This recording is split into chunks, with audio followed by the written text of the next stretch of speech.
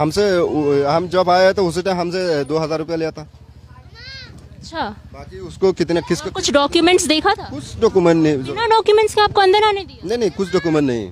मैंने इंडिया में आया हूँ 2010 पे। ठीक है। 2010 पे आया हूँ। मैं पहले यूपी में था, उसके बाद जब से यहाँ पे हम दिल्ली में आया था 2012 में।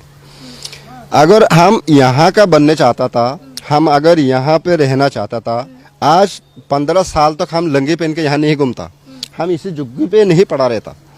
क्योंकि हम इंडिया बहुत बड़ा है, रिलेटिव बात कर रहा हूँ। हम अगर कहीं भी जाकर अगर इसे 8-10 साल पहले बहुत यहाँ पे हर चीज़ बनाने का फैसिलिटी था, हम कुछ भी बना के हम इस इंडिया के अंदर घुस सकता था। क्योंकि हम उसी चीज़ का कोई इरादा नहीं हमारे पास नहीं है। इसलिए हम आज ये रोहिंग्या है, हम पहचान दे के आज भी हमारा जो बच्चा है उसका हम अपनी जुबान सिखाते हैं। तो इसलिए हम यहीं पे खड़ा है, क्योंकि यूनाइटेड नेशन का हमने सहारा लिया, वही हमारे लिए जो कुछ करेगा वही करेगा हमारे लिए। आप एक बार मुझे रूट समझाएंगे कि आप लोग बर्मा से भारत कैसे आए? हम बर्मा किस देश को आप लोग लांग वांग के आए, आप कुछ बताएंगे? बांग्लादेश में आते हैं। ठीक है। जैसे कि हमारा जो अरकान स्टेट है वो बांग्लादेश से करीब पड़ता है। ठीक है। तो वहाँ से हम बांग्लादेश आते हैं, बांग्लादेश से गुजर के हम इंडिया में पार होते हैं।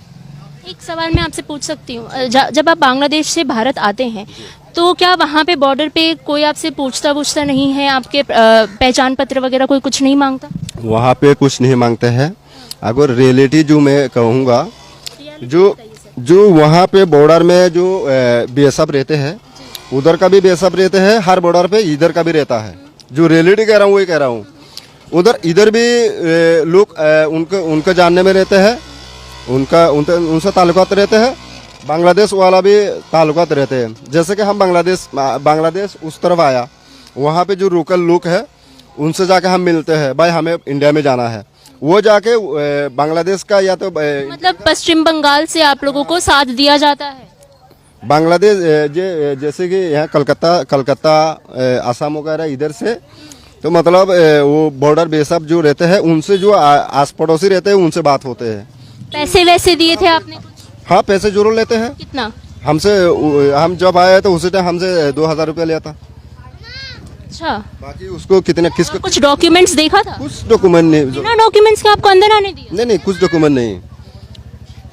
हाँ, अब मुझे एक बात बताइए, अभी जो हमारे भारत के जो होम मिनिस्ट्री है उन्होंने कहा है कि जितनी भी रोहिंग्या या फिर बांग्लादेशी भारत में रह रहे हैं अब उनको वापस भेजा जाएगा, डिपोर्ट किया जाएगा। इस पे आप लोग क्या सोच रहे हैं? मैम, उसमें लिए जैसे कि अगर सरकार कुछ करेगा उसमें हम कुछ नहीं कर सकते। सरकार अगर जो करेगा, हम तो अभी भी यही समझते हैं सरकार जो करेगा वो सोच समझ के करेगा, क्योंकि इस देश में अभी भी इंसानियत बाकी है। अगर हम इंसानियत का जैसे कि हमें अगर ले जाएगा तो हम देगा तो देगा कहाँ? बर्मा में तो हालात ऐसा नहीं है, जैसे कि यहाँ का भी सरकार भी यहाँ के बच्चे पढ़ते लिखते हैं जी। यहाँ के बच्चे जो है ये पढ़ते लिखते हैं? हाँ, सब लोग बच्चा पढ़ते हैं। कहाँ स्कूल में पढ़ते हैं? सरकारी स्कूल में पढ़ते हैं।